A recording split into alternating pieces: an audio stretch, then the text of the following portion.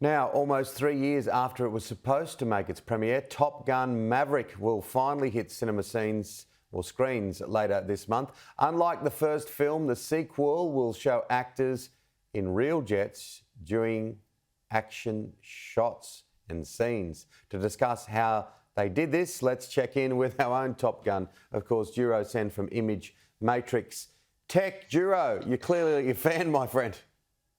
A big fan, Tim, and I was going to wear this jacket, but it was too shiny and a little bit tight. Although, other than Steve Fennick, mine actually fits me, so pretty pumped. But yes, it's only a couple of weeks away. Tim, I've been looking forward to this film for some time, and I've been talking about it a while. And the reason why it's so amazing is because of this: the camera array that was set up. This is made possible because they're able to do a modular system that sits in the cockpit. Tom Cruise doesn't want to do CGI films, and this is done for real. I've seen some early reviews already, and they are knocking the socks off it in terms of reaction. And I think it's going to be one of those films that you may not ever see done again because of the drive of someone like Tom Cruise, who's famous for doing crazy stunts, but he got everyone in there to actually fly in the back seat. This is how they do it. They fly in the back seat, they film it, and they do the actions of the jet fighter pilot in front of them. So it is a real reaction. They shot something like 800 hours, the equivalent of all three Lord of the Rings films. And they had to go through all that material because they could fly or work for 14 hours a day and only get 30 seconds of usable material. I mean, in TV, you'd know all about that, Tim. But it's very exciting because I love the fact that it's a tangible film. There'll be a little bit of CGI in it, but not very much. And I think that's the exciting thing about it, that we've got tech, and this is the funny thing, we've got high-tech cameras allowing us to do old school filmmaking. I really do think that no one else will be able to push this again because liking him, love him or whatever, Tom Cruise is the only actor out there that is capable of pulling this off because of his skill set. And you can't fake 8Gs. It's really on the face, and it's incredible. They had to direct themselves up there and everything. So this is a bit of a change for filmmaking, and it's all due to that Sony camera technology. And Tim, I've got to show you this. This is thanks to the guys at Laser, and I've got an exclusive for you. This is one of 50 Maverick helmets available in the world, and I've got one, so I can't lose it. It weighs a lot because of this, and Australians can actually win one of these by simply going out and buying a Laser product. And yeah, Laser's a great company. Big deal, because Paramount don't just deal with anyone, and they picked out Laser. And if you buy one of these, you get a chance to win that, a jacket, heaps of other stuff, and a trip in a fighter jet. How good would that be? So it's great to see an Aussie tech company linking up with a big Hollywood studio to bring the excitement. May 26 is when it's supposed to hit theatres in Australia. Let's hope there's no more delays. What's that helmet worth? You took a while to lift it up. I know that you've been in the gym, but... Mate, this base weighs a ton. The helmet itself is pretty small. It's amazing, Tim. They're not really that impressive of a helmet, but that's one of the legits. I can give an example. One of the original helmets recently went to auction for a couple of $100,000 from the first movie.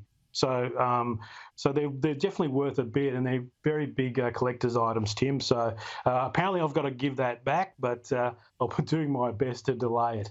Fair enough. Now, what's the latest with Google? Google, if you don't want your private information like your phone number, your address and that sort of stuff, Google are now allowing you to approach them to remove it. So this whole search thing is a massive, massive business. But for privacy, it's become a bit of an issue. And so you've been able to approach them to take down certain things like bank numbers, credit card numbers, that sort of stuff. But now you can go on there and approach them to get rid of, in the search system, your actual address. So that's a big thing, Tim. And the other thing about that is, though, although they can take it away from search, you will still have to go to the websites to get rid of your details. But that's a good step in the right direction for people who are very worried about their numbers appearing on Google search to anyone in the world. But your details, as you say, are still online.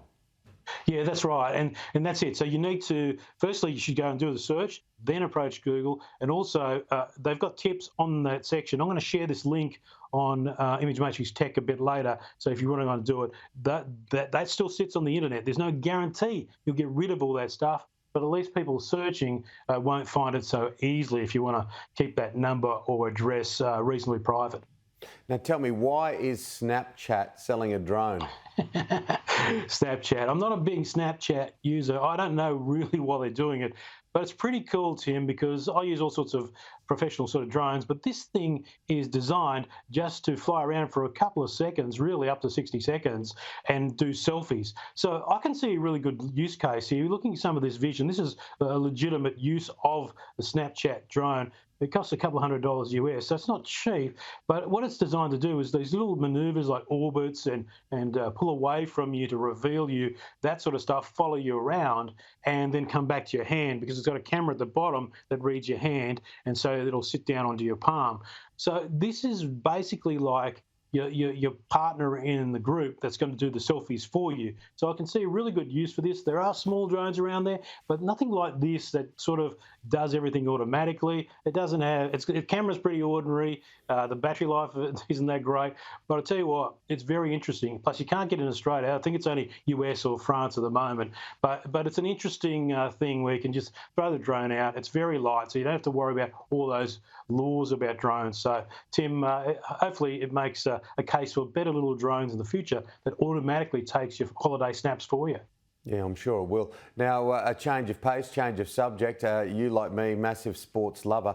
How cool is it that Australia is going to play England at the Sydney Cricket Ground in July? Long time since we've seen a Wallaby Test match against England at the SCG. Yeah, it's these matches against England. I was for many years the Wallabies media manager. We played England often, and they were great battles. But it is the classic clash, the Wallabies against England, and I know we have the All Blacks, but Tim, I cannot wait. Anything to distract me from how the Roosters and the Cats are going at the moment. I'm not taking a trick in the AFL or NRL, please. You noticed I didn't go there. I didn't go there. I had to go there. I wasn't happy in the It's going to be great. I can't wait. Yeah, Joey wasn't happy last night. My Roosters fan. I'll be blowing up. Not happy. Good on you, Djuro. We'll do it all again next week. Cheers, Tim.